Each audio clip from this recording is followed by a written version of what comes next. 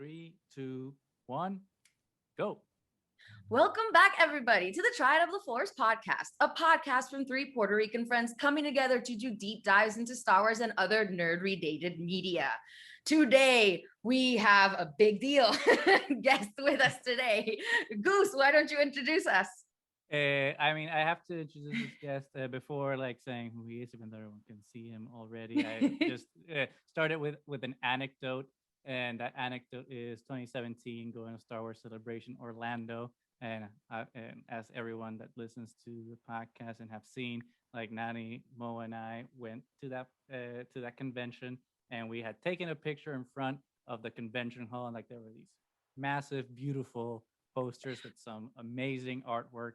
And obviously, we took the pictures, and we were like, "Oh my god, this is really, really good artwork." And around that time, I started getting into movie posters in general and whatnot, and starting researching all that stuff and being like, okay, who drew these things and who designed them, and starting to get into that different side of nerd culture, beyond Star Wars and beyond films, is the art itself of the printed poster kind, and started learning names like Drew Struzen and other artists like that. And through that, I discovered our guest, who is the amazing Paul Shipper.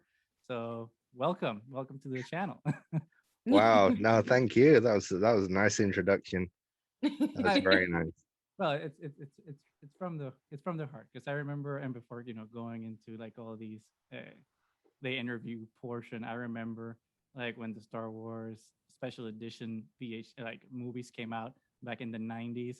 I remember obviously saw them in theaters, but most of all, I needed to just have the VHSs, and I still have those VHSs. I remember the artwork for the special editions being so impactful for me. I still wasn't into posters or anything back then, but that artwork really meant a lot to me, especially that Empire Strikes Back and Return of the Jedi one that now I know is artwork by Drew Struzen. And it always stuck around with me, and I was like, oh, there's something really special about this that speaks more about the movie in some ways than the movie does. I don't know. So then I remember going into seeing The Last Jedi, and there at the AMC, going to the Dolby Cinema, and because I had seen the regular Last Jedi poster, and that was fine. But then I saw the Dolby exclusive poster, and I'm like, oh, this is different. And it spoke to me in that same way that those Drew Struzan posters did. So I absolutely needed to go and to do my internet research, and I found your name, and I was like, oh man, this is amazing artist that's doing some amazing work, and trying to translate what the movie is about in an amazing way that really resonates with me. So this is really cool to have you over and have you be part of the show. Oh, no, thank you very much.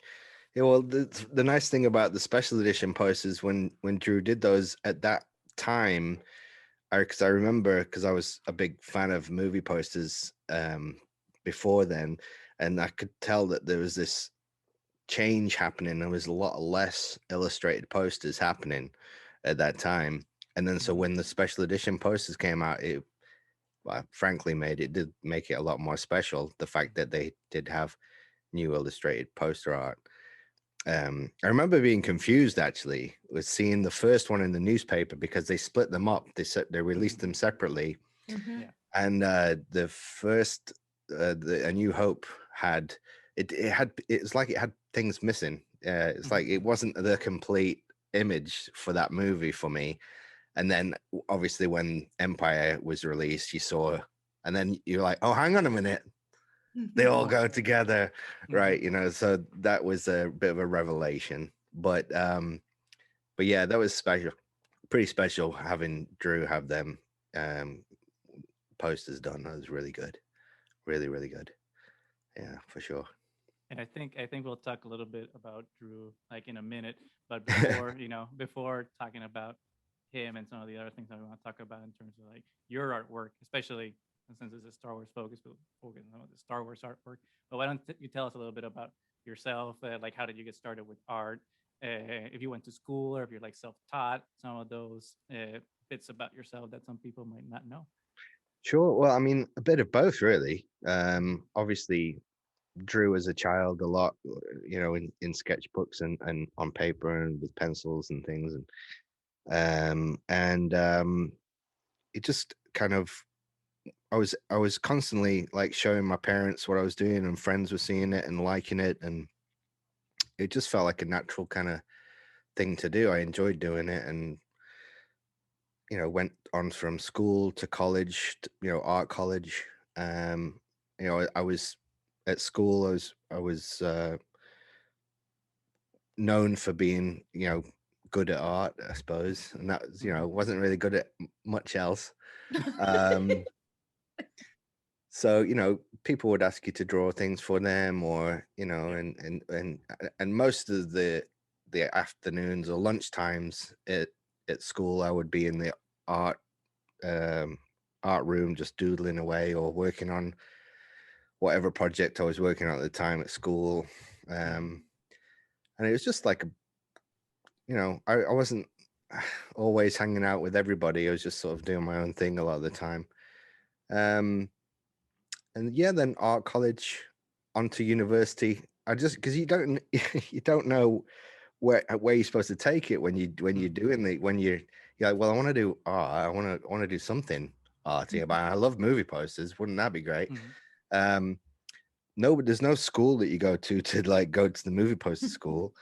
Um, so I found an illustration course in my hometown in Manchester, which was you know it turned out it wasn't really my kind of thing. That the teachers didn't really like commercial illustration, which is what I loved. I loved that kind of stuff, movie posters and book covers and advertising stuff like that.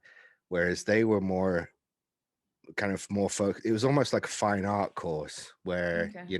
you're given a brief and you have to interpret the brief, and you have to, along with the artwork, you have to explain it to everybody why you did what and all that kind of stuff. And I honestly just I like to do artwork that people can just, you don't need an explanation. You just look at it and you go, I get it.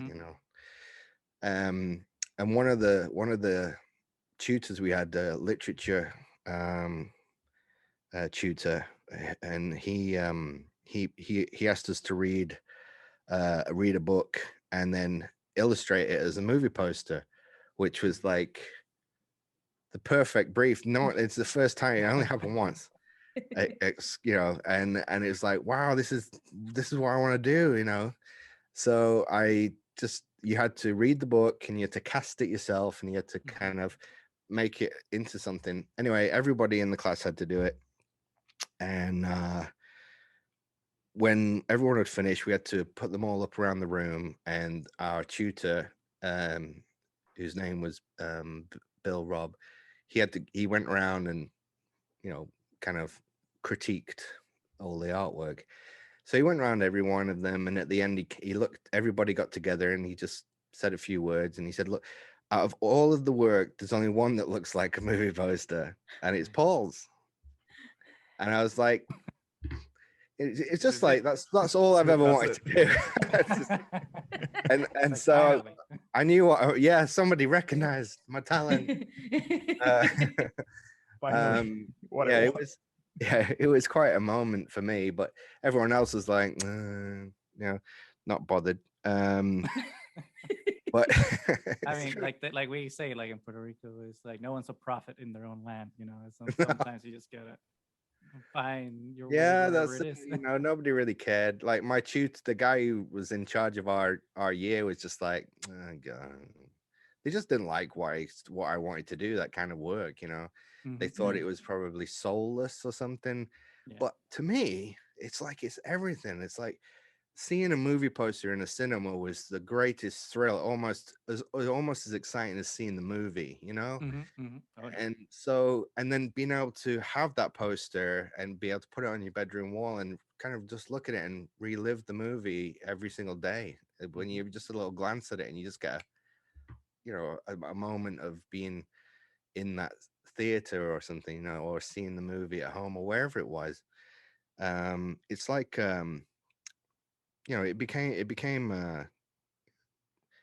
an important thing for some reason for me. It's just like it was just, and it always has been, and it always will be, and it feels like that's why I'm doing this, is because there's something that's driven me to this point, and it is a difficult thing to get into, and you don't know how to get into it, and you just kind of like you're flying by the seat of your pants. So especially for me, at the time there was no internet, it was harder to find information about stuff, Mm-hmm. so, but to answer your question, kind of, I've kind of always been drawing, and then it's just been a natural progression, because you go from school to college to university here in the UK is the kind of the way it goes. Mhm. And then at the end of that, you're like, well, now what? You know, What do I do with this? Yeah. yeah, what do you do? And they don't really prepare you for the real world, Exactly. and they don't teach It's all you. theory and no practice, right? Yeah, well, pretty much. I mean, we did get to work on a few projects that that were real, and also during my time at university, I did uh, like jobs in the summer. Like one of the tutors, his wife was an interior designer, and they needed like mural artists to do murals in people's houses, like these rich people that want like cherubs and like it's like like proper you're on your back on scaffolding, like painting. Very Michelangelo type of Stuff, stuff. so I spent like a couple of summers doing that, and also I did things for my dad's company. Like I illustrated their first brochure, because it was a lighting company and they didn't have a great big budget, so photography was expensive. But drawing a pencil sketch, I could just sit there and sketch every single item for their catalog, and then they would send that out and sell lights from the artwork, which was I don't think I got paid very much from my dad, but it was a good experience. Yeah, but you got published. Yeah. Published. But yeah, no, that was a good experience. But so I've always kind of done stuff, but when you finish, you're like, well, now what? So you put you send your what they call your book, or you send your work out to various people, publishers, any way you can, where you can get a list. And then you start getting letters back saying oh, we're not looking for anyone right now, we'll keep you on file, and that kind of thing. And after like the 10th one of them, they all sound the same. You're just like, how do you even get into this? How does it even happen? And so I ended up like keeping doing the art stuff in my free time, but I ended up working for my dad, looking after their advertising needs, and anything they needed I would do. And so I ended up with a regular job, with a company car and all these benefits. And then every evening, like at where I worked, I set up an art studio, because I didn't really have enough room where I was living. So I had my drawing board and all my paints and everything. So I paint at night. So I'd work there all day, and then work there like through the night, and go home at like 1 a.m, and then come back to work in the morning and have a normal day at work.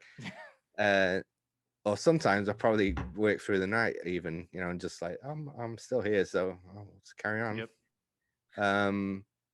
So I just do stuff in my free time, which wasn't much paid work, but it would be personal projects, or at Christmas I would do my own Christmas card to send to family and friends, or sometimes if somebody would commission me to do a portrait of their dog, or a member of the family, or something like that.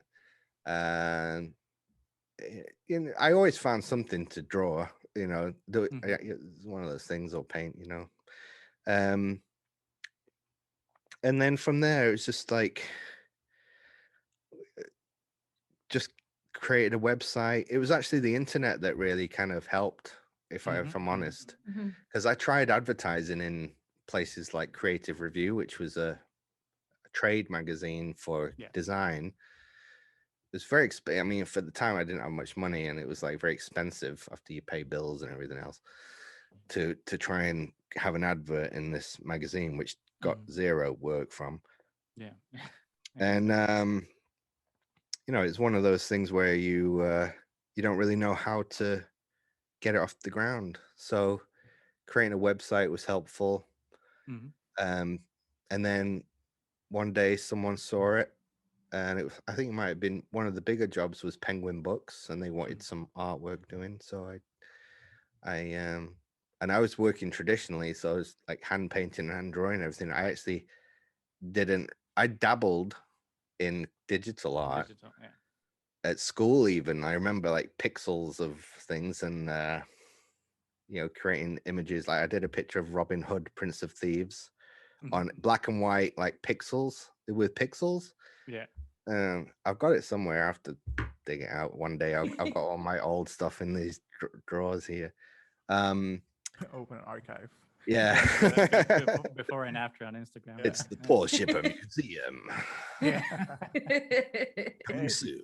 No, one day maybe. Coming soon. We'll see. But it was one of those things where creating a website helped generate some interest, and so Penguin Books got in touch, and they saw what I did from this website, and they asked if I worked digitally, and I was like, yes, I do, and I didn't. So I just I had to figure that That's out. how it is more often than not, frankly. And not Well, to when not you to when you cut yeah you when off, you don't have because much work coming in, and you're Yeah. like, and someone like Penguin Books, who you've heard of Penguin Books, you're like, I've heard of Penguin Books, and this might exactly. be quite good. And they like what you do, but they want it digitally. You just say yes, You say yes. yeah, And figure it out. yeah. So I just went out and bought the software, bought a tablet, Wow. drawing tablet, and Just do it. I had a couple of weeks to kind of get to grips with how to paint digitally, and from the knowledge that I had from working traditionally, that really Mhm. helped. Like, because you can work in a similar way, especially the program I used was called Painter, so it simulated real paint in a way. Mhm. Kind of helped. Okay. um I mean, it wasn't amazing, but they were happy. They were happy with it. Mhm. So that's the main thing. That's all that counts. Important Yeah, part.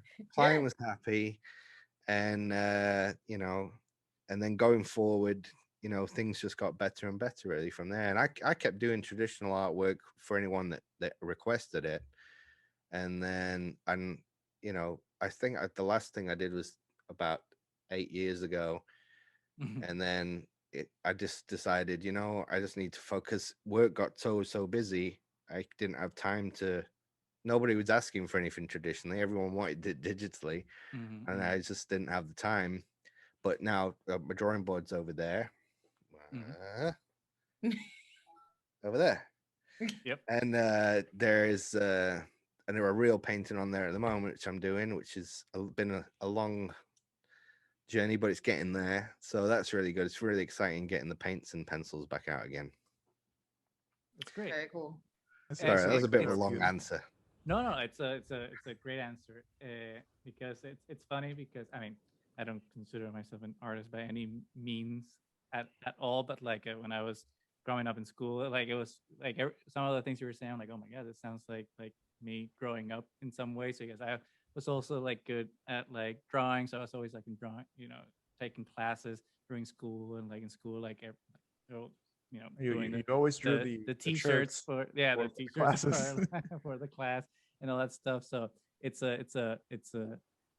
interesting, your story, especially when you were talking about softwares and going digital. Because now I'm an architect, and one of the like it's the same thing with softwares. When I was starting out in my career, like I didn't know some of the softwares that were big at the time now, and I'm like, hey, like, do you know how to do it? I'm like, I'll do it. And it's like, Yeah. like so it's so interesting that like those parallels, right, that you're talking about. And I was going to ask about that more in depth, about how that transition is between traditional drawing and painting, and transferring it into the digital realm. Because from what I've seen, right, in the poster world, in my only couple of years that I've been uh, into it and researching it and whatnot, there's like there's two different schools, to for lack of a better term, of like digital art that I see. And it's like people that like their art is very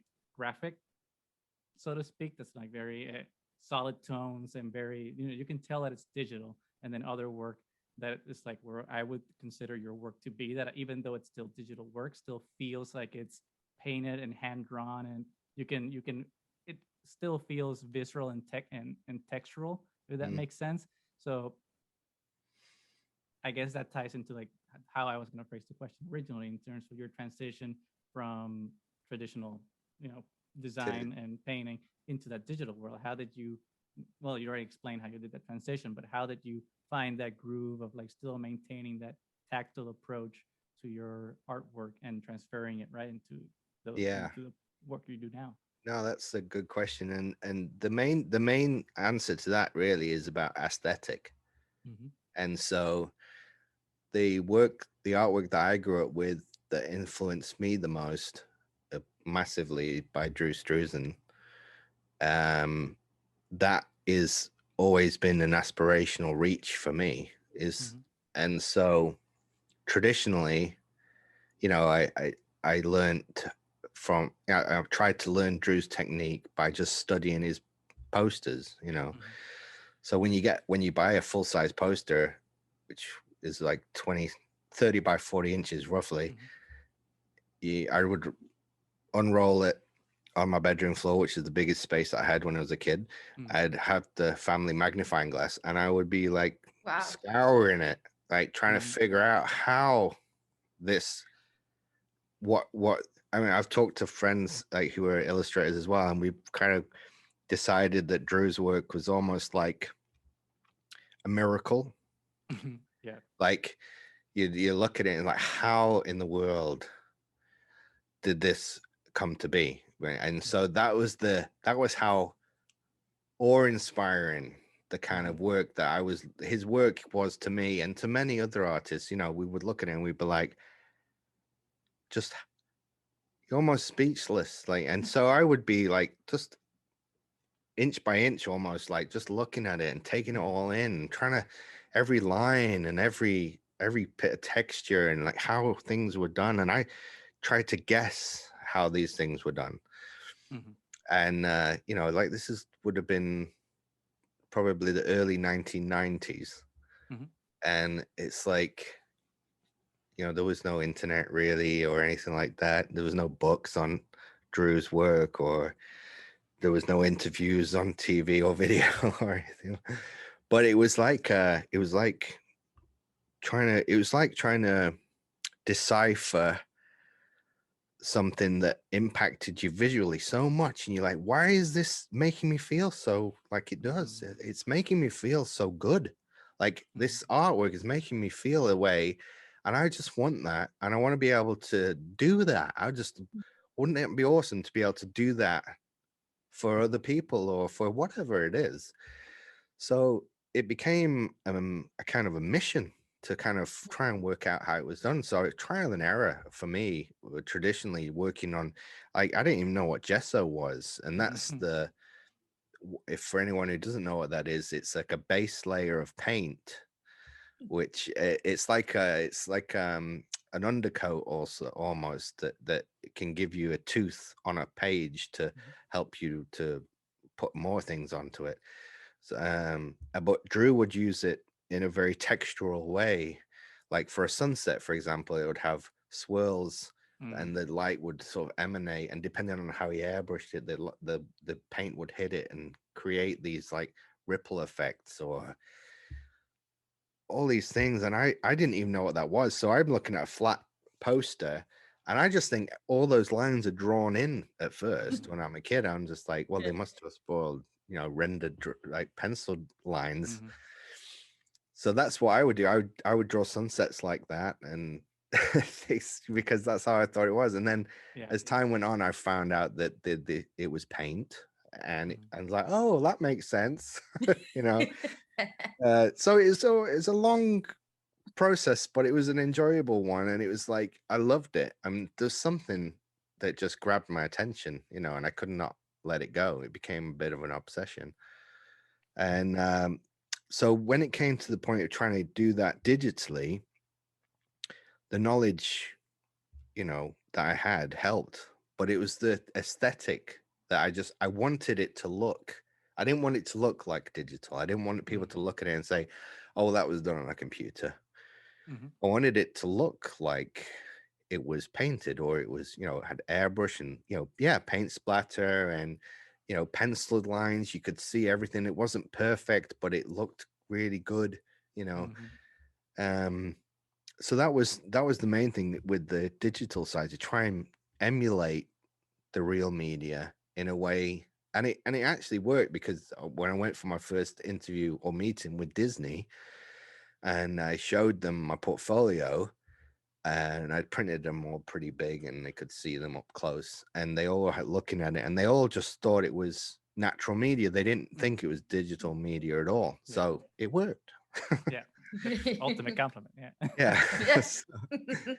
And that was the whole point. It was like being able to work for, modern clients who expect you to use digital technology to deliver what they need, but be able to generate the art in a way that feels, like you could reach out and touch it, kind of thing. It had more of a human touch to it, I suppose. And that aesthetic that I loved, and that, Mhm. many people do love, and we do.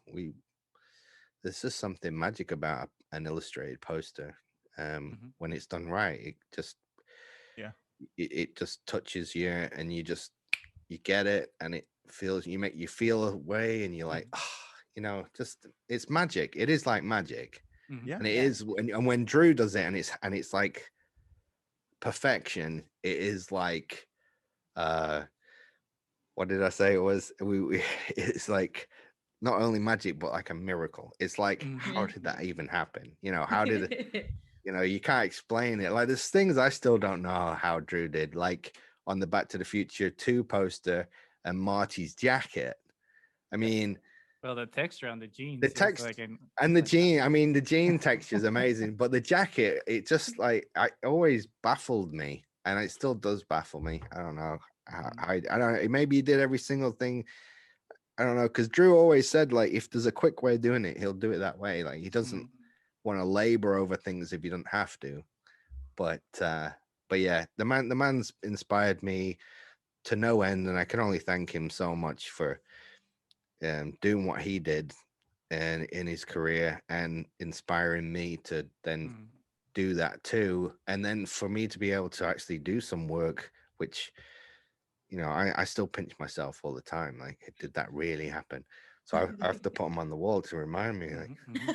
Mhm. This is real. Like, I mean, yeah, Yes. it's real. It really, I didn't just exactly dream it. that is, I think the one directly behind you is the Rise of Skywalker poster. I mean, that's Yes. pretty aesthetically. I feel like it ties into like what Drew was doing with the prequels and special editions, right? With the framed artwork where everything's exploding out Yeah. from. So, like, I don't know, that was like conscious decision to Yeah. do a Well, tribute I to him. mean, Or... the way, I mean, I know you wanted to talk about, like, how these things happen, and things like that. And one thing that maybe not a lot of people know is that there are uh, lots of great designers that work behind the scenes on these Mhm. posters, and they work on them for months and months, and they go through many iterations with the client, who then looks at everything they've done and picks what they like. Mhm. And it's not always the case that I don't always get on the project at that stage. So I'll Mhm. get on the project when they're like, you know what, this would look good illustrated. Sometimes they'll be like, yeah, let's get someone to paint this one. So that's what happened with a few of these. I mean, some of them I do get to design from scratch, but then a lot of them are essentially these great design agencies, and the art directors and creative directors there who put these together. And that was one of those. Mhm. um and the inspiration for the Rise of Skywalker campaign, or at least part of the campaign, was to kind of try and bookend from A New Hope to Mhm. Rise of Skywalker, and kind of echo some things. So if you've seen that, some of the ones Yeah. that I got to work on, they echo the old movie posters. So there's a Mhm. Tom Jung style one, and then this one is the Chantrell one. Sorry, this one. Mhm. It's the based on the re-released movie of the A New Hope that Tom Chantrell did, which is actually probably, and Greg Hildebrand will hate me, but it's probably my favorite of the posters from the first Star Wars movie, and it always has been. As soon as I saw it, it just felt like the most Star Warsy one, you know. And that was the one with Luke at the front, and then it had Leia on the side, and Han there, and the big Darth Vader in the background. Yeah. And it just, and the story goes behind that poster, the illustrator named Tom Chantrell is actually from Manchester, which is where I'm from, funnily enough. He Small world. was, yeah, he was invited to go to the premiere, well, not premiere, but a showing, a press screening of A New Hope. So the film had already been out, I think, in America or something like that. Wow. But it was coming out in England. So they gave him, they said, we want you to do a poster. We want you to see the movie first. So he got to see the movie first, and then he did the poster, which is not the way it usually happens. So that is why I believe that poster is so much more Star Wars, because he saw the movie and then he painted the poster. And then that doesn't happen very often. But when it does happen, it does help to know the actual movie. It's happening. Yeah. Now, do they give you like an idea of what they expect, or is it just we just want this poster?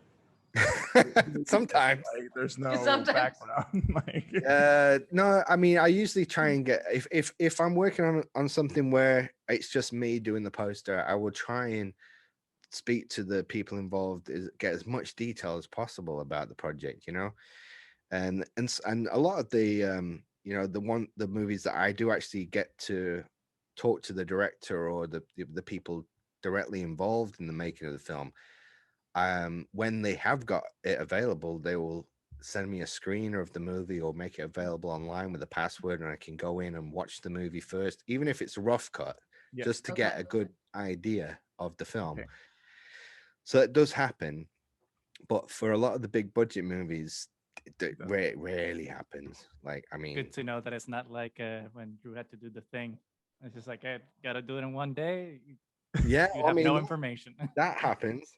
Well, the thing with the thing was that it was actually a remake of an old movie. So Drew knew the old movie, and he's like, yeah, I know the old movie. So he had a kind of an idea on what it might be. But that poster has become super iconic, like almost like equal to the Jaws poster, isn't it?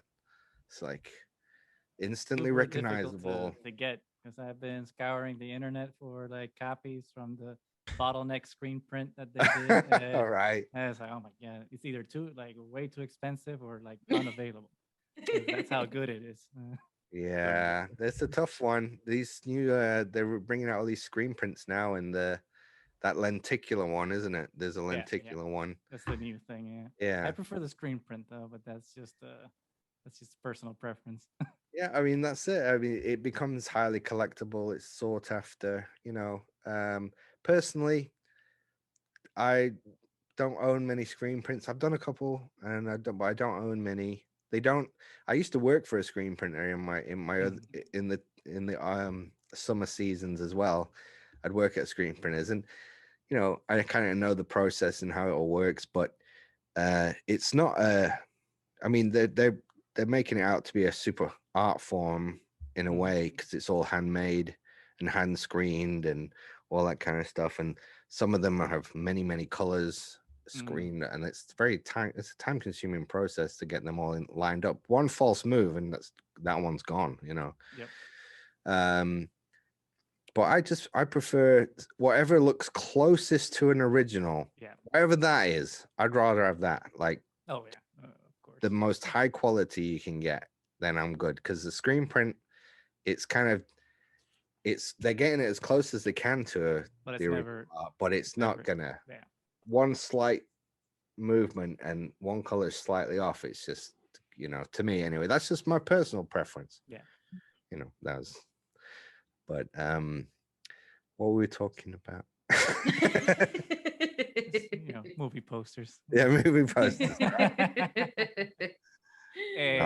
We But love movie you were posters. talking about the process of the Rise of Skywalker, so I kind of wanted to go back a little bit and like kind of ask you about like you mentioned that thanks to your website, that was the way that you kind of were able to get your foot in the door to some of these studios to be able to have your artwork presented to them so they could get you to design some of their stuff.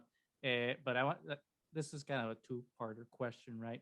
Because from what I've seen and what I've read and movie poster history, there was this transition, right, between like the hand-drawn posters that we were used to like in the 80s and then the quote-unquote Photoshop posters, right, of like the late 90s, early 2000s that kind of sucked, right? Because it's like, you just got to pump these out. And there wasn't really a lot of artistry to those. Not to say that Photoshop posters are bad, because there's really good ones out there. Yep, I But agree.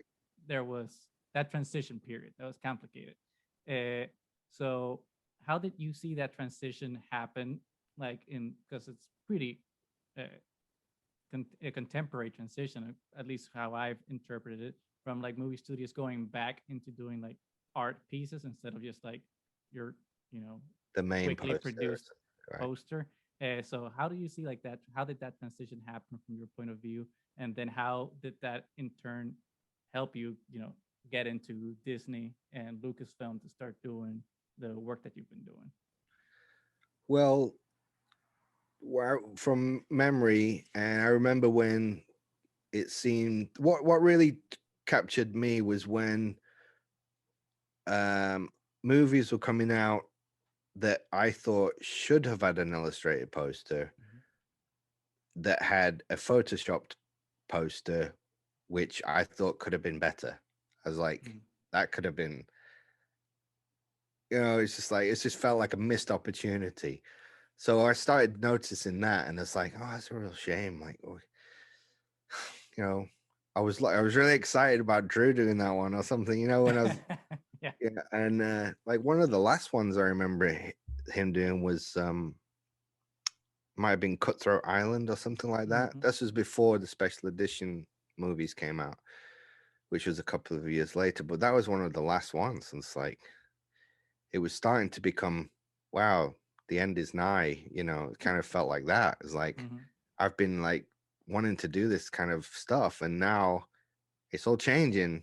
And by this point, I'd actually reached out to Drew by fax machine.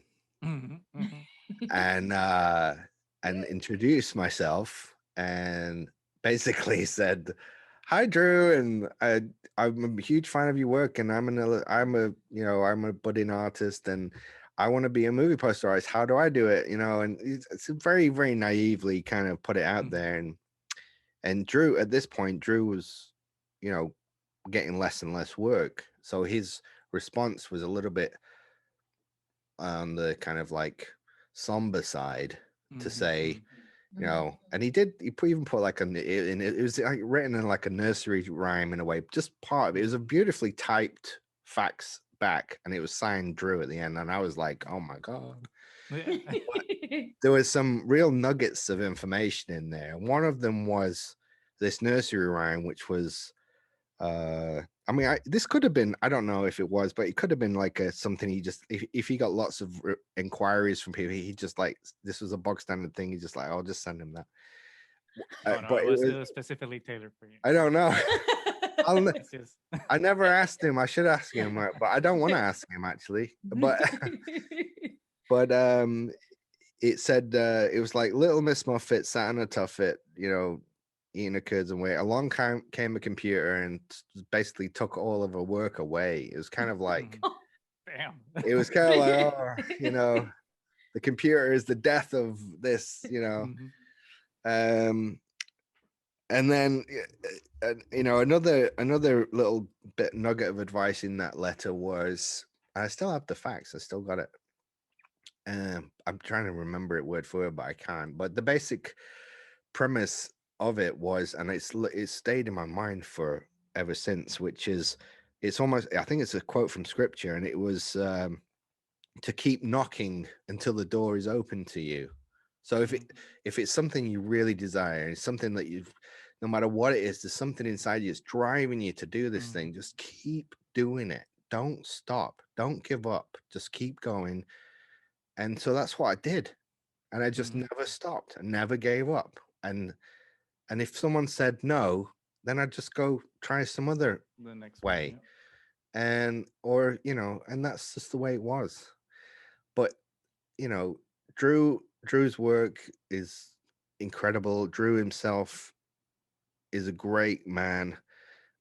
I'm blessed to have met him a couple of times and I've talked to him and we've been in touch over the years. And I mean, the people say don't meet your heroes, but I've been quite fortunate that he's a good guy. So, and I knew that just looking at his work. The work tells you a lot. So, yeah, as far as movie posters going from illustrated nearly all the time to very little, it was a shock to see it happening in real time, especially when you love it so much and you notice. And then when a Star Trek movie came out, it didn't have an illustrated poster either. And you're like, even then you're like, why is it not happening yet? Why isn't it? Should be. I always believe that there's a room for everything. There's room for the Photoshop stuff. There's room for an illustration.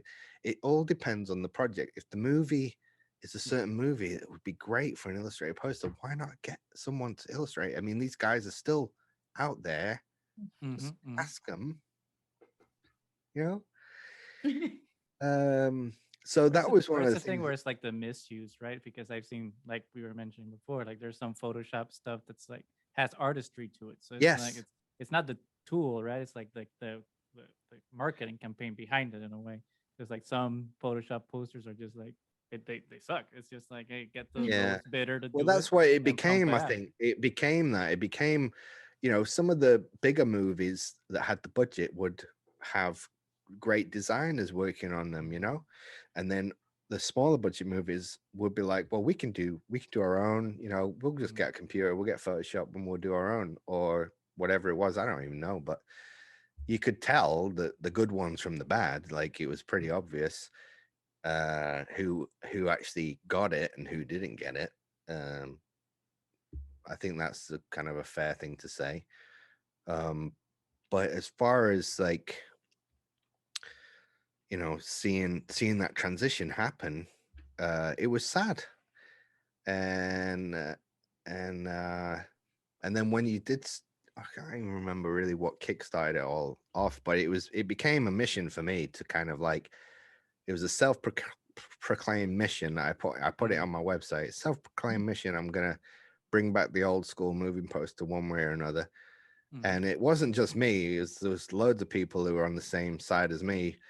But it was like, because with the birth of the internet and social media, that was a real help in getting people to see stuff. And even back in the sort of, I'm trying to think, late 90s, early 2000s, there was, websites that were created, like an Indiana Jones fan site called the Raider.net.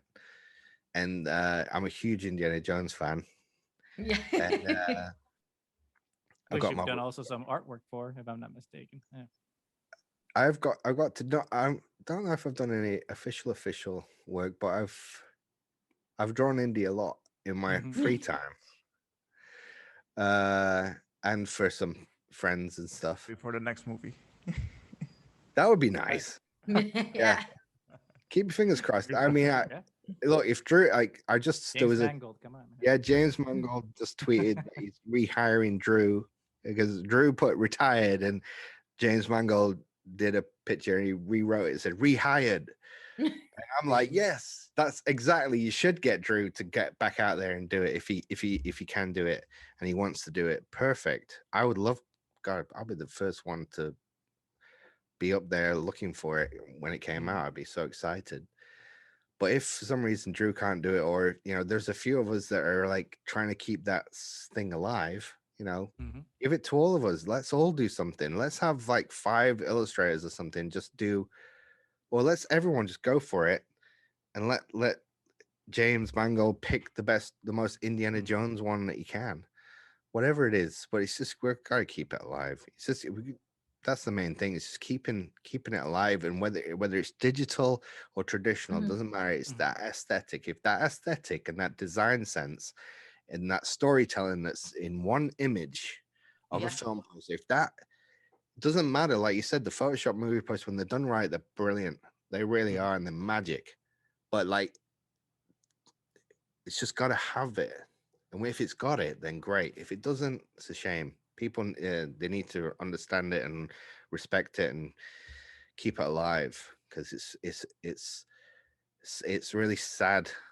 Mhm. If you love a movie and it has a terrible poster, it's a shame to put that terrible poster on the Yep. on your wall and look at it and go, well, I love the movie, but the poster sucks. Yeah, yeah. No, I know Well, exactly and what you mean. especially now more than ever that we scroll like Netflix or And then let's whatever see. other, and it's like you judge a movie just by its poster.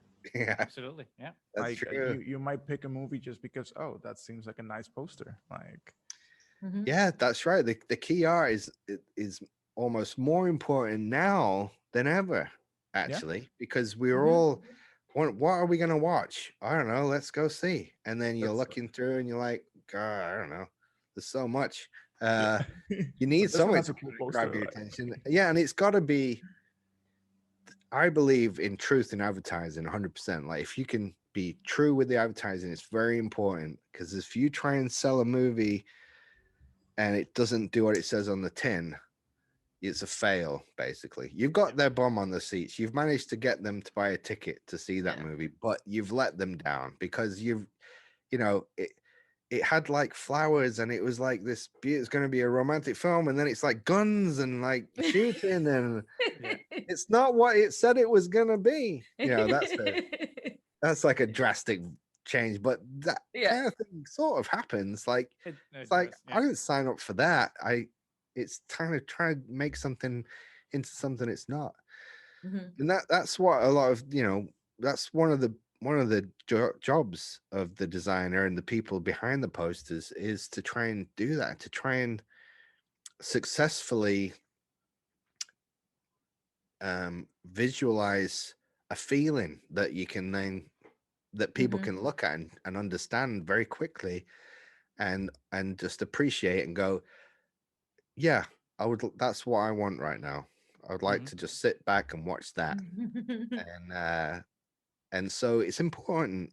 I think it's very important that it and it's quite a responsibility to try and get right, you know. Yeah. Yeah. So that's part of the job, and I'm all for that. Truth in advertising, we need more of Yeah. that. And that's something. That's something interesting that you mentioned in terms of like how we're advertising films and whatnot. Because, and again, to bring it into Star Wars, all three of the sequel trilogy movies have like very complete, like completely different marketing campaigns in terms of like the artwork that they were pushing forward. And for example, when The Force Awakens came out, they had like a bunch of different character posters and like the main theatrical poster that like wasn't a fan of. Uh, I'll be upfront about it. But when you go to the Last Jedi, you see that there was like this very cohesive design intent in terms of like the artwork that was coming out, and they still had character posters and theatrical posters and like all these different things. But even though there were different artists and different strategies for the poster, the there was cohesion between like everything that was happening, unlike some of the other campaigns that I've seen for other movies, particularly with Star Wars. So why don't you tell us a little bit about that with your experience? As far as I understand, you weren't involved in The Force Awakens. It was just Last Jedi and Rise of Skywalker. Yeah. Why don't you tell us a bit of the difference there and like how that marketing strategy in terms of the artwork for Last Jedi was different versus Rise of Skywalker? Well, I'll be straight up and honest. Like I wasn't involved in the early parts of any of those Mm-hmm. projects. So I always came in later on. So for the Force Awakens, I didn't get to work on, but I remember at the time there was a lot of chatter about Drew working on a Mm-hmm. poster for it, and then there was a poster released at D23, which was an illustrated painted poster by Mm-hmm. Drew, And so I just thought I was like, awesome, you know. This is one of the, if Star Wars is going to have an illustrated poster, this is it. This is the resurgence now. You know, the rebellion is like fighting back. And Not to then, cut you off, but I totally thought they were gonna hire him to like finish the well, 9 posters. he worked on many designs for that movie, for JJ and Lucasfilm. And I've heard what the story may have been, but I'm not going to even suggest what it was because I don't know if it's true or what. But what happened, well, for me, seeing that poster was like, yes, this is great, and this is like the teaser poster for me. This is like, okay, this is the teaser, Yeah.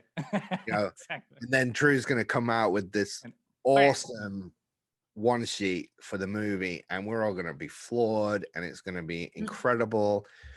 And so the hype for me for that was the poster. And then when the poster was revealed and it was Photoshop, I was like, oh no, what happened? Yep. And it felt, and I mean, it felt like the final nail in the coffin of movie posters. I was like, oh well, that's the end of that. Because if Star Wars isn't having an illustrated poster, no one is. And that's how it felt. I'm just being straight up honest, exactly how I felt. I was very sad. But I mean, since then I've got to know the creative director, the art director behind that poster is a wonderful guy and the biggest Star Wars fan you'll ever meet. And he's actually got a YouTube channel where you should check it out. Anyway, he's so it was the right person. They had a good person behind the poster. It's just unfortunate it wasn't illustrated. But I have since got to illustrate that poster for Disney Plus. So if you're ever on Disney Plus and you see the Force Awakens poster, it's my illustrated version of that poster. It's really close to the original, but it's painted. So they wanted to try and keep them all consistent. It didn't really work in the end. I don't know what happened, but what was I saying? Yes, so then Last Jedi, I got a phone call or an email from Disney asking me if I'm interested. I'm like, yes. Is that even a question? Yeah. You should have just signed the contract. Yeah, just sign me up. And so I'd been having meetings with Disney over the past years prior to that, and I'd done a couple of things. I did a Doctor Strange thing, which was my first thing I did with them, but I'd go back every year and just introduce myself again and say I'm still alive, if you need anything, I'm right Never here. too busy. Yeah. And so I just think they're lovely people. I love going there and seeing them. They're just great people. So it wasn't like a chore or anything. It was like, you get to go to the Disney offices for a meeting. It's like, if you get the chance, do it. It's lovely. But yeah, so I got to work on the Dolby poster for that, which they had a design in mind already, because like you said, they kind of had a strong feeling on how they wanted to project the advertising campaign. So there's a lot of like the white and the red, and so they sent me a comp, which is a comprehensive sketch almost, but it was with photography laid out. And it wasn't final, and they were happy for me to like play with it and change it and alter it if I needed to, and which I did. I changed some things, made some things bigger, and twisted things around. It just made it more aesthetically, more like what I would like, and also warmed it up a bit because the colors on the roof were very very black and red and white, and so it was almost like duotone, instead of it being a warmth of people, and it wasn't even space, it was just like it felt cold. So I took what they gave me and I changed it the way I would like to see it, and I sent it back, and they liked it, and then we made a few more changes, and then they were like, paint it. So painted it, sent it off, and that was, that was it really. It became, But it was the digital painting though. yeah, it was digital painting, yeah. Okay. Yeah.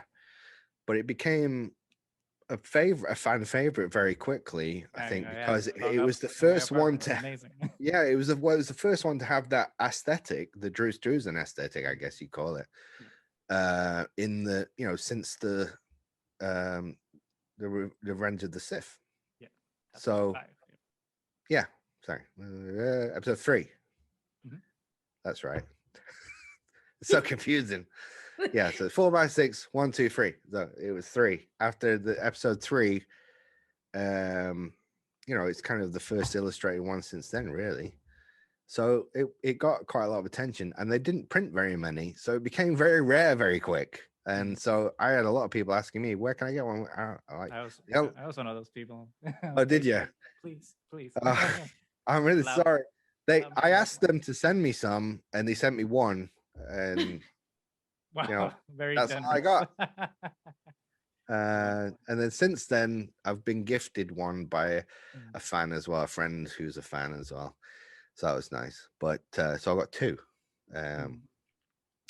One of them I'm going to put up here. The first one's in the house, in the family room where we watch movies and stuff. It's up there because it was an important one for me. That getting to illustrate a Star Wars poster was, I'll be honest, growing up, I would dream about something like that happening. Oh yeah. And it didn't quite go the way the dream went. The dream was like, meet George Lucas. Yeah. Still TBD. It's gonna happen eventually. Yeah. But it was a dream come true. It's completely 100% dream come true. And then getting to work so much on the last movie, Rise of Skywalker, was, I thought it was going to be one poster, and then it was like, oh, can you do this one and this one? So it was 3 posters in the end. You also did some artwork for Empire magazine. I did, yeah, some official artwork for Empire, which had to be approved by Lucasfilm as well. So that's, that's classed as official Star Wars art, really. And so I was like very chuffed. I mean, I that was like the cherry on the top of the Star Wars story for me.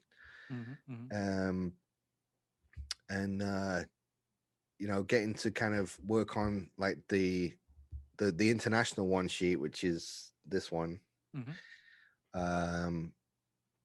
which you can see it on my website closer up, because it didn't really get a lot of attention, unfortunately. When I was working on it, I was like, this is the one. This is gonna be. They're gonna use this a lot, because this is real Star Wars, and this is like Star Wars that we know this is Star Wars kind of thing, but it they kind of didn't use it that much. I was very surprised, and I think it hit some cinemas in Germany, and then I don't know, maybe some other continents got it, but it wasn't widely. It was widely seen on the internet, which for some reason, and it wasn't linked by me because it had the German titles on it, but it was an earlier draft. It wasn't even the finished one. So I don't know how that got out there. But that had because there was a lot of changes that happened on that poster. Like, oh, the dish is wrong on the Falcon. And there's a character missing over there. There's only 5 of the Knights of Ren. There's supposed to be 6. Oh crap! Okay. What else is? And then one of the versions, Carrie Fisher was on it. She was on the poster like initially, and then she had to, because of some reason, she had to be taken off the poster, and it was like you had to rearrange it, and it's some kind of contractual thing. I think it's if Luke's not on it, then Carrie and Leia can't be on it, or something like that. That's a weird one, but sure. I just do what I'm told. I know. They say that, then okay, whatever you say, I'll just put a different spaceship in there as well. So I just added like think I did the Corellian Corvette because I was like, that's iconic from the first movie, Hmm. and it had a bit of a bit part in the movie. Yeah. And Lando was on it, and there was a lot of changes, the little changes that happened. Kylo's ship, which on the leaked image, which I'll stress again, didn't leak from me. It was someone Just to else. be clear. Just to be clear now. people don't send us messages. No. That's never happened to me. But because this is important stuff, I don't. This is serious stuff. But it was, it had the wrong. Kylo's ship was wrong, so that was changed. And so when it came out, I was like, oh great, they've launched it. That's wrong. It's not right. Oh dear, what's going on? And it was the image that everyone shared. Your phone starts ringing. It's like, oh, yeah, no, it didn't. It's because I think they knew that it wasn't me, because I didn't. I didn't put the German titles on it or anything. Oh, that's right. Because I would imagine that all the credits and everything that some Photoshop. Yeah, it didn't have all the credits on it. It was like, it was in German and it's like coming soon or something like that, or it's like IMAX or can't remember. But I love that poster so much. I'm so proud of that poster actually. And the guy behind the design of that, and it's based off the Tom Chantrell style poster from A New Hope. But the guy behind it is the guy who did the Force Awakens poster. So and I've become friends with him. So that's a really nice thing,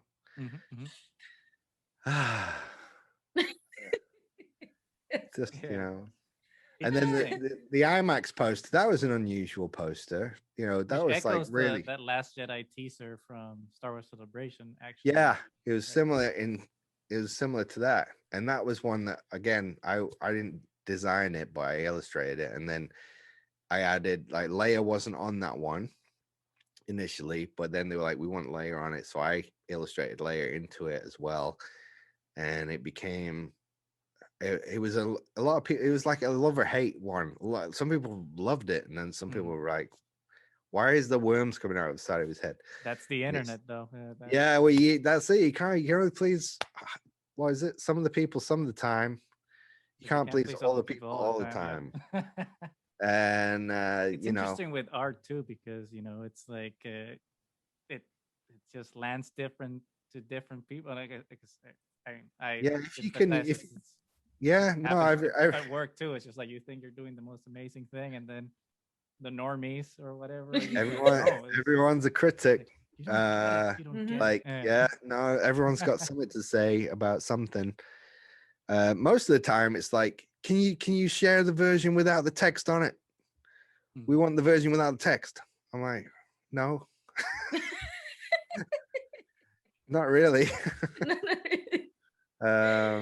But everyone, it's hard to please everyone, and you can't really. You cannot go out there hoping to please everyone. You maybe you're thinking when you're doing it, even you're just hoping to please the client at first. You're like, geez, I really hope they like what I'm doing, because I'm spending a lot of time on every detail here, and if they don't like it, it's like it's a real shame. Yeah.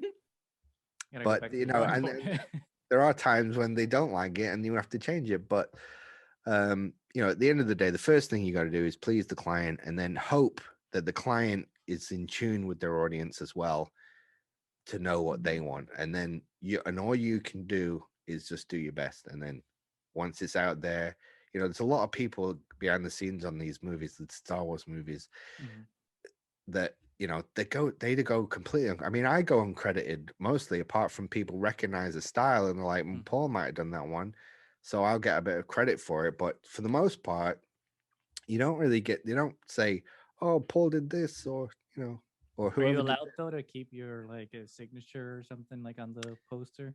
Well, on the Rise of Skywalker posters, I sign most of the posters, and it usually gets erased. But actually, on these ones, if you look hard enough, you can find it. So it's actually on the international. It's on the IMAX one, which is very dark and hard to see, especially if it's backlit. But it's in the bottom right hand corner. And if you look hard enough, you'll find it. And on the Tom Jung style one, I actually hid my logo in there Mhm. in a couple of places. You gotta do what you gotta do. Yeah. But that's just, it's a bit of fun. Like, oh, where can I hide it this time? Yeah. Yeah. Yeah. You know, It's interesting. It's like the Last Jedi poster. I know that it has like the one I have thankfully is signed by you, but it also has like your logo like in the corner. So it's nice when you are able to keep that little essence of yourself there. So that The people can last, the Last Jedi one. Actually, I think they digitally removed my logo from that poster, Mhm. from the actual printed poster. But the one that I have on my website, I put it back on. So yeah, But that's I'm something proud of interesting it. I though. want my little stamp on it. Yeah, Like, the definitely. baby. Like, That's something Yeah. interesting though that I've noticed, especially with Rise of Skywalker, not so much with Last Jedi, even though Last Jedi had a bunch of different posters, but more so with Rise of Skywalker was like the variety of different artists, not which wasn't necessarily for the theatrical or international posters or whatnot, but like just overall, like Lucasfilm commissioned a bunch of different artists to do a bunch of Yeah, they different had a big artwork. online campaign, like Mhm. so it's kind of like the people behind that, I think, with the Poster Posse, which are a Mhm. group I was actually connected with when they first started out, because it was a fun group to be in, and it was like it was just for fun. There was no money involved. It was just like, we were just showing off, like, oh, a new movie's coming out, okay, let's do some art for this movie. And then it got like, it became something else, which Mhm. it's actually worked out for them. They've done really well, I can see, working especially with Disney on projects that are coming out. So they have a wealth of artists who work with them all Mhm. around the world, and they will be assigned a project, and they'll do their take on it, and they'll probably, it obviously has to go through approvals with Lucasfilm or with whoever at Disney or whichever studio they're working with. And then the majority of those get seen online, so on social media, mostly, and they may do small print runs or giveaways or things like Mhm. that. And so it's been a great, it's actually a great springboard for a lot of artists to have worked with them and then get noticed and then move on to bigger things. So they're doing some pretty good work. But that's I think that's where most of those came from, though, because there was all sorts. Some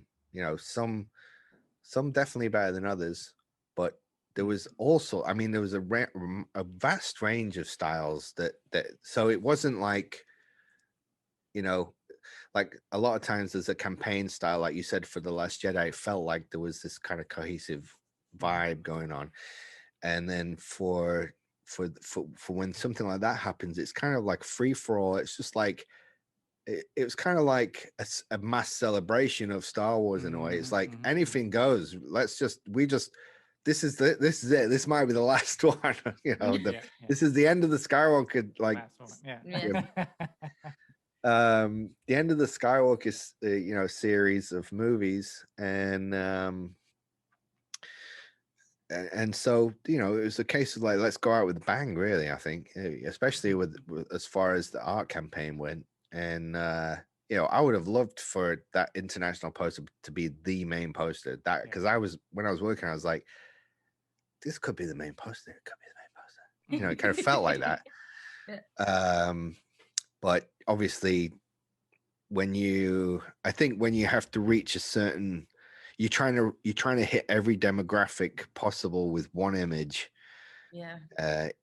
That image, I believe that image, it would be the most universal, if I'm Mhm. straight up honest. Mhm. But I think just to keep continuity for each movie, because they started with an a photoshopped poster for the Mhm. Force Awakens, and the main poster for The Last Jedi was the same. They wanted to be a cohesive three posters. They didn't Mhm. want the main poster to be all of a sudden an illustrated one and kind of throw it out, of whack. So they Yeah. made this choice. Once they chose once they started down that path, Yeah. there's no going back. So that, I mean, and that's what they did, and that's what they kind of stuck by their guns. But then in between those main posters, they had speciality posters like the Dolby one, and then the IMAX one, and the international one, and the real D3D one, and all these other ones. So there was room to kind of honor the past, which was wonderful, And if it wasn't me, it was someone else doing it, and it was great, And I mean, I feel very blessed to have worked on so many for the Star Wars movies. I've been a fan since a child, so it's like I said to you, honestly, I would seriously, and it's no joke, dream. It would be a vivid, real dream, and then that dream came true. And the same thing with Steven Spielberg movie. It was like I dream about it as a child, and you'd wake up and it was like real, and then to be able to kind of, I don't know, it's just like Yeah. pinch Is yourself. it real? It's Yeah. surreal. Did it really happen? Is this just a construct of my imagination and I'm in a coma? Am I gonna wake up soon? Yeah, I'm just gonna wake up. It's all gonna Oh, it's disappear. all a Oh, dream. Some Well, alternate seriously, reality. I mean, I'm not. I don't want to harp on about it too much, but it is like that. And I'm not. So what I'm trying to say is, I don't take it for granted. It was like, it's a big deal for me, and I want you to know that. And I'm sure you know that. But for anyone else listening who doesn't know who I am or what this has been, a journey that was a far off dream as a child, and then for it to become any close to reality is amazing. But it actually did, and I can't believe it. I can't thank everyone enough that I've come into contact with, because people have been so generous with their praise, and it's propelled me to kind of do things more, and keep going. And so, I think the movie posters are important, like a lot of us do, and to be able to be part of that, keeping that alive in some way is a great honor. It really is. To have studied them on my bedroom floor, to actually be making stuff in my own studio for movies. And how other people study yours now. Yeah. They most certainly are. Well, I don't know about that, but Well, I guarantee. is there anything you now like study like that? Like, is there like something that challenged you? Like today? Yeah. Well, I'm always looking back at the old stuff, because it's just where it all came from for me. But yeah, today, I mean, there are still magic happening out there. There's a lot of it. You just got to know where to look. And some of it is mainstream, some of it won't be mainstream, but there are people creating beautiful artwork for all sorts of things these days, not just movies, but and so and it's just a case of, the way I always looked at it was that these particular movie posters spoke to me in a way that it made me interested. They kind of grabbed me. And so if there's something that grabs you like that, I think that's important, that you listen to your inside, whatever's telling you this. It's trying to tell you something. It's trying to let you into a little secret here, that this is important for you personally, and you should pay attention to whatever this is. And it might be art, it might be music, it might be a building, like architectural stuff, whatever it is. There's something there, and it's telling you. It's kind of all the things, all the right things are fizzing in your head, like, oh, I can't explain it, but it's so good. And if you can find that, no matter what it is, you're on the track to something special. I believe that. I love that. That's amazing. Thank you. That's like, just to kind of, because I think we've been going on for a long while. This has been a really fun Sorry. conversation, but I think it's time No, to we love start it. wrapping up. absolutely. So, kind of moving on from Star Wars. I know you've done like a bunch of different work for like a bunch of different movies. So, has there been like any other either film franchise or individual standalone film or studio experience that you've had producing artwork for that like really resonates with you that you want to share with us? You know, besides Star Wars. Well, I've been lucky to work on a lot of projects. I mean, and getting to meet some great people as well. One project which was for a wonderful guy called Duncan Jones, who directed Warcraft. Mm. And I got a call from Universal, and Duncan had been into, he'd seen my work somewhere, and he'd been in touch with the marketing team and said, "Oh, I think he'd do a good job. I think we should get him to do the poster or a poster." And so I got to speak to Duncan on the phone, and I think he was in traffic in LA, and he was like stuck in traffic, and we were just talking about the poster and ideas. And this was something that happened that was just like, it felt like kind of a special moment, because you're talking to the director on the actual phone. And, He's in his and car. he's David Bowie's son, right? Exactly. Yeah. I mean, this you can't really. It's kind of epic already. And so we're discussing the movie. I don't know really. I didn't know what Warcraft was. I'd never heard of it before, which is shame on me because it's absolutely massive. I mean, I grew up playing the Star Wars role-playing game. That was my thing, with the old school books and things like that, a bit like Dungeons and Dragons, I guess.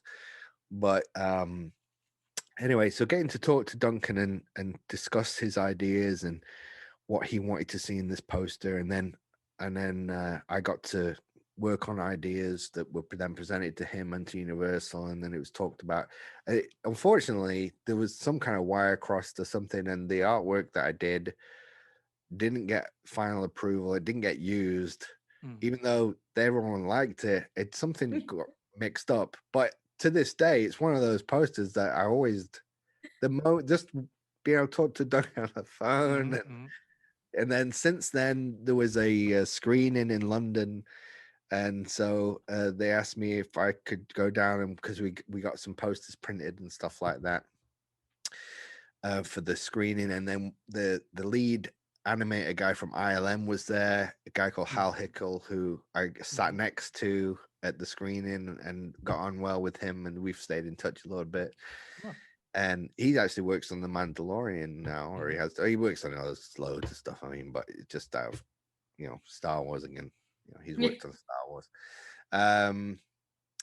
But yeah, I mean, that and getting to meet Duncan in London at this thing was a great experience. And little things like that. That's it doesn't always happen, all the time. You don't always get to meet the people who worked on these things. So that was one of the first times getting to speak to the director and all that kind of stuff. I really liked that.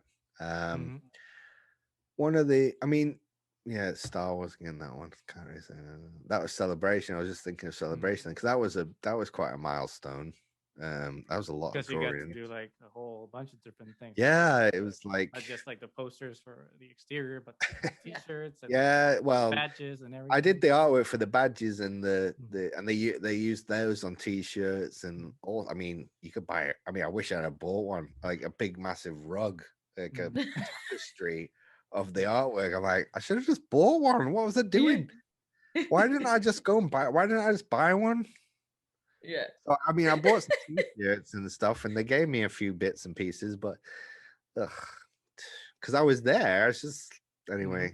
Shoulda, woulda, coulda, didn't. Yeah, we made our mistakes on first celebration as well. We made mistakes there too. So. Yeah, we weren't able to get the poster. I remember we were so jealous when we saw people walking out with the poster. It's like, what? Where can we buy that one? It was really sad. Because the queue to get into because I was doing a sign-in inside the store area, and the queue outside wasn't just for me, but it was a big queue. Yeah. just to get in there and buy merchandise. Yeah. And so I remember one of the days, I don't know, because I think, did I meet you guys there? No, per- at least not me, because I still wasn't in the Okay. poster know-how. So in the next one, hopefully. All right, next time. But what I did was I felt really bad for everybody, man, and everyone was wearing the badges, you know, that I Yeah. illustrated, and so my name's actually on every single badge on the back. It's like, wow, this is amazing. But so I when there was a massive queue and I had a bit of time before signing, I went and introduced myself to everybody in the queue. This was actually before Ryan Johnson did it. I think he did it like that night, but I did it in the day. I just thought, you know, everyone's waiting there like to get in there. I'm just gonna go and say who I am. And most of the people were like, who are you? What? What did you what? Like, don't worry, you're getting I'm like, close, I man. did the artwork that you're wearing on your badge. So do you want me to sign your badge? I'll sign your badge for you. So I signed about, I don't know, 500 badges. Wow. But it was just like a nice thing to do because everyone's patiently waiting and they're just like, you know, it's like just, I don't know, 5-hour queue for the shop. It was insane.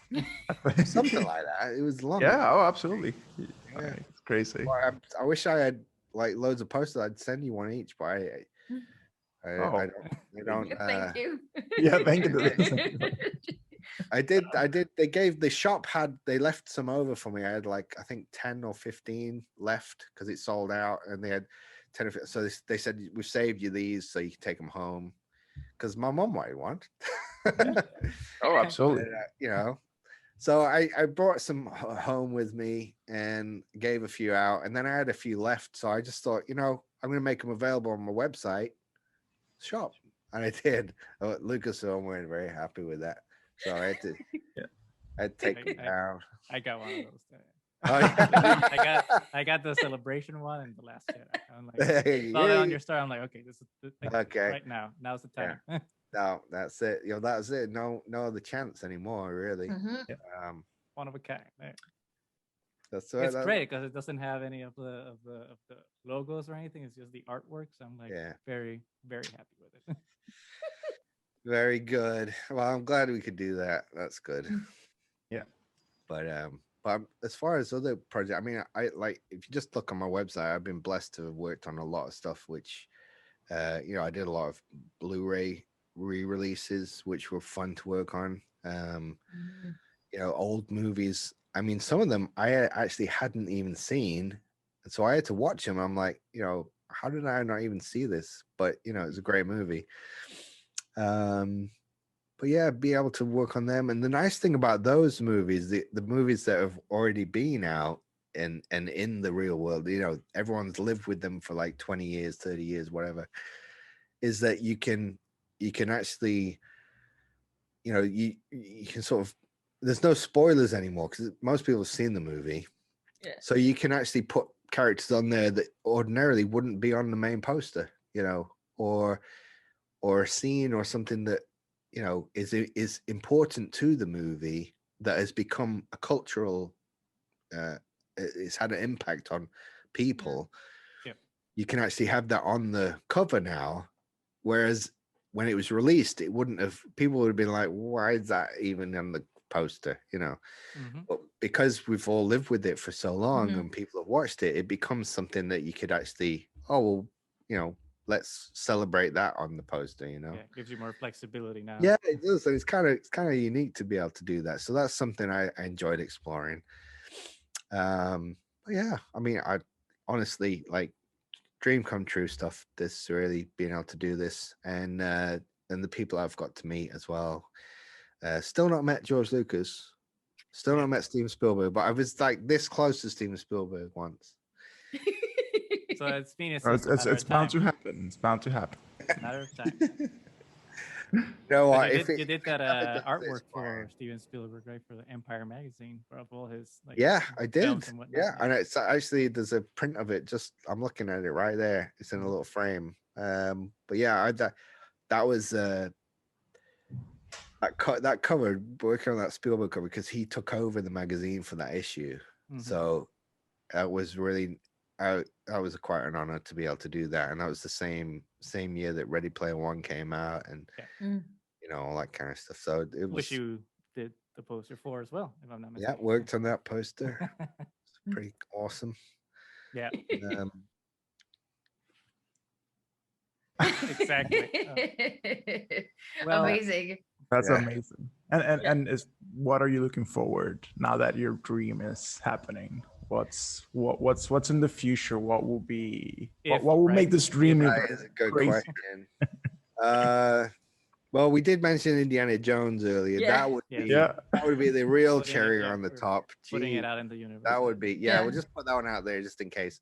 But like I said, if Drew is up to doing it and he wants to do it, God, I'd love to see Drew do another Maybe he'll post. want to do a collab. A collab, You guys can yeah. do it together. Collaboration. Maybe. I mean, I don't know how he'd feel about that, but I'd be up for it. I don't know about whether he would be up for it, but wow, honestly, like last year was kind of a write-off for everybody. It's been a strange over 12 months, Mhm. Yep. and right now I'm just happy to be working on anything, especially movie related, because the movies really took a big hit like Yeah. last Yeah. year, and Mhm.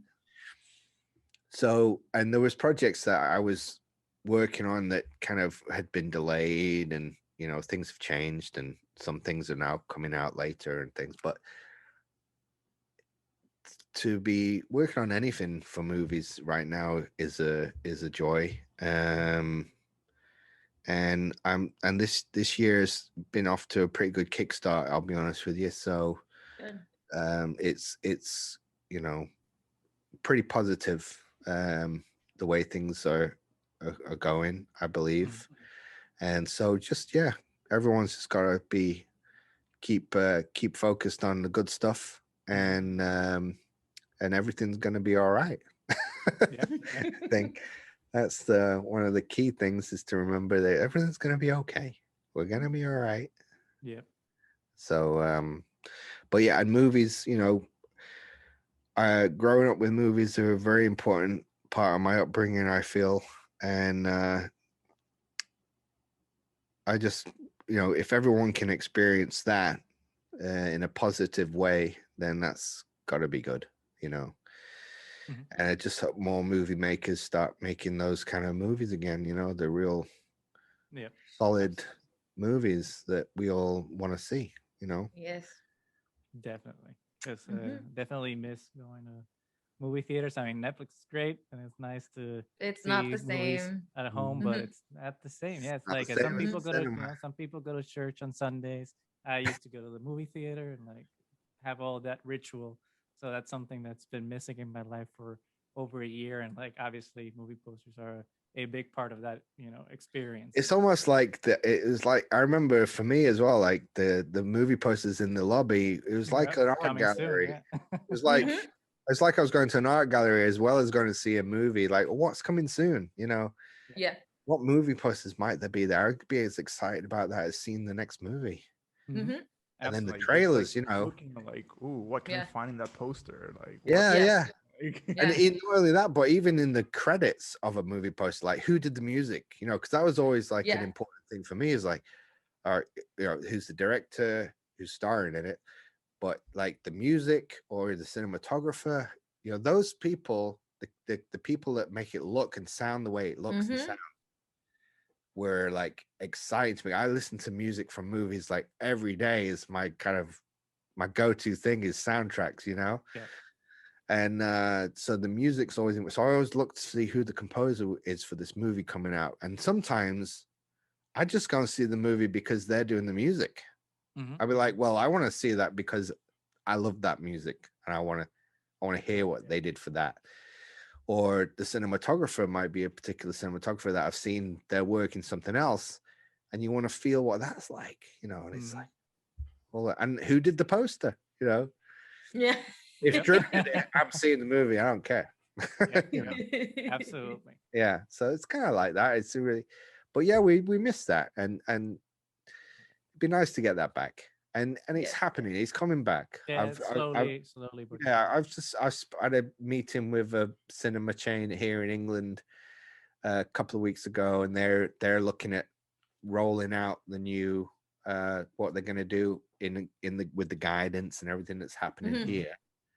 And so it's happening, and they're preparing for it. You know, they're getting ready, and it's gonna be pretty exciting when everything does get back up and running. It'll be like, yes. you know, it'll be they'll probably get a massive, you know, rush. Yeah, it'll feel new Yeah. again. It won't Yeah, be it'll be new like, anymore. we can actually do this. You know, it's gonna be Yeah. great. So Oh I'm my God, excited I got about it. goosebumps thinking about Yeah, it. Yeah. yeah. Never thought I would get goosebumps while going to the movie theater. But No, it's good. No, so there's a lot of positivity, and I think we got to keep focused on that. And yeah, movies aren't going anywhere. There's, you know, there's all sorts of new things happening all the time. So just keep your eyes open, and it's going to be a fun time ahead of us, really. Yep, we hope so. So before we sign out, Paul, I know you have a bunch of places where people can not only see your artwork, but they can follow you. Why don't you like let everyone know what places those are so that people know where to find you?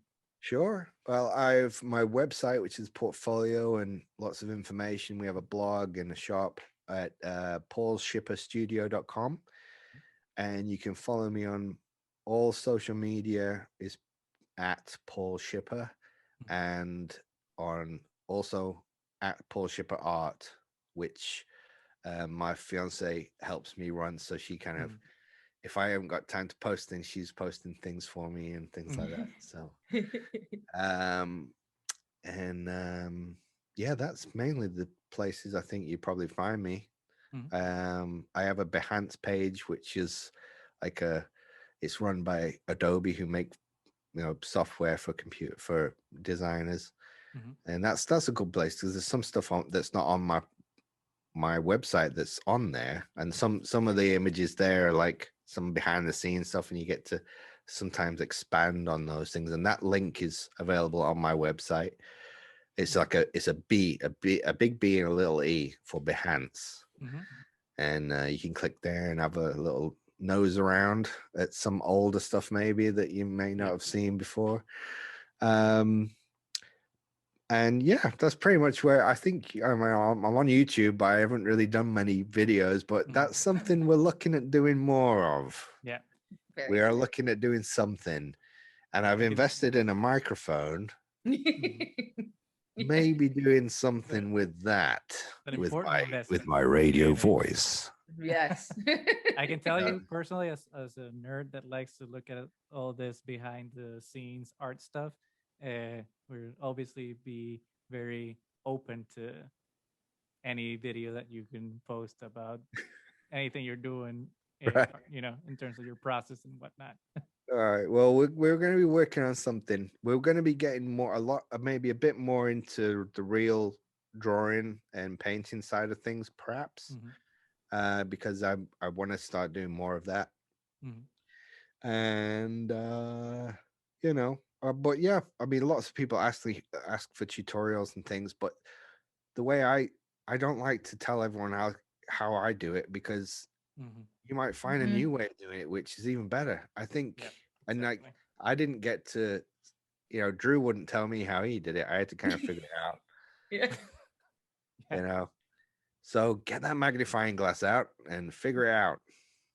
No, I think it's really fun to just kind of like, because Drew, I remember when I chatted with Drew, I mean, I know we're going on a bit long here, but I remember talking to Drew about digital work, and I remember him not being, very interested in it, but I could see the potential of it because it could satisfy the end client, but it also I get as much of a kick out of doing a digital illustration because I draw it all on I've got a big screen here, big tablet. It's like 27-inch Wacom screen that you draw directly on the screen with a touch sensitive pen,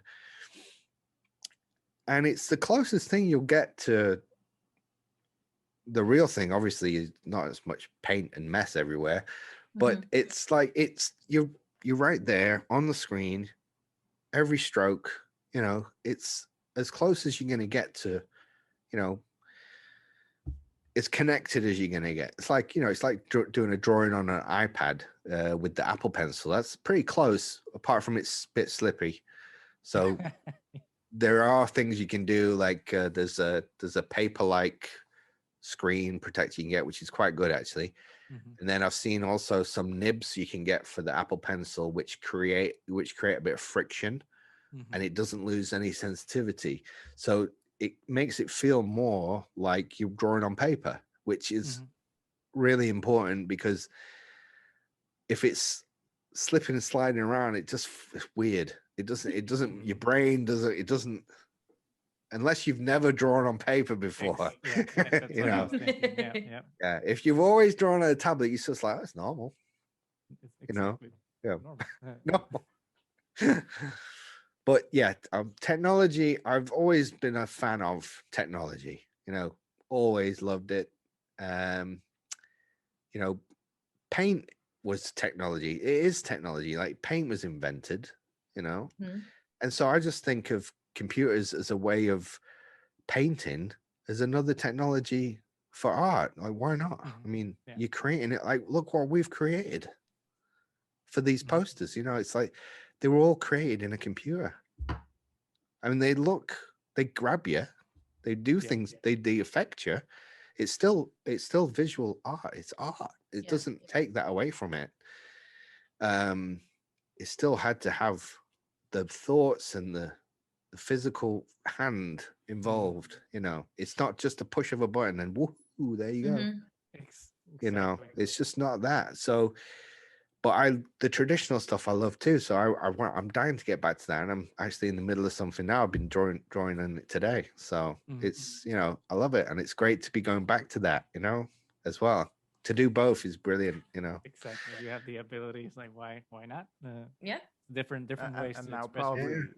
going back to it probably feels like therapeutic. It's like back to Yeah. old, like the It's old again. yeah, kind of, and it's like, you feel a bit rusty.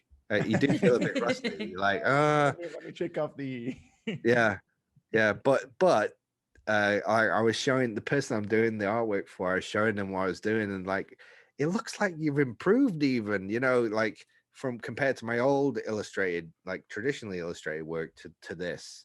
It's like, even though I've been working digitally, it's still been honing my skills somehow. So when I'm doing that, it's like I'm looking at it with the same cognitive kind of what I've been doing all these years without painting for real. It's actually impacting the real stuff as well. Yeah. Kind of. I'm not very good with words. You've been great. You've been Fantastic great. here. Like, Yes. All right. learning and like bits of nuggets of wisdom in there. Like, Yeah. And we could definitely go on forever here, because every time you're mentioning something, I just come up with a million more questions to ask you. But we're trying to keep this as concise as possible for like our listeners. So Yeah, they'll be like falling asleep by now. I'm sorry. So, no. No, you've been fantastic. Thank you so much. Oh, it's been a pleasure.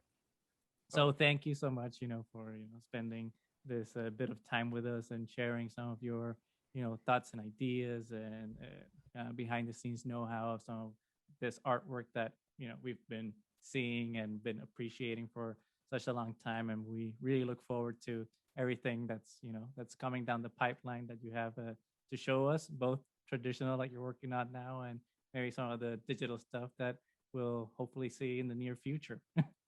Well, thank you very much. It's been a real pleasure talking to you. And it's nice to meet you face to face, and maybe we could do this again sometime. Yeah. Hopefully after this whole pandemic thing is over, we can all go to some the movie. Comic-Con or some celebration or something, and maybe meet each other in person. Sounds good. Well, thank you so much for keeping poster artwork alive. And here's throwing into the universe again for you to have the chance to work on Indiana Jones. So here's hoping for that. And thank you so much for spending some time with us today. I think that is it for us. We are Triad of the Force. You can find us on Twitter at Triad of the Force, YouTube, like, subscribe, leave some comments. And I think that is all for today, folks. May the Force be with you.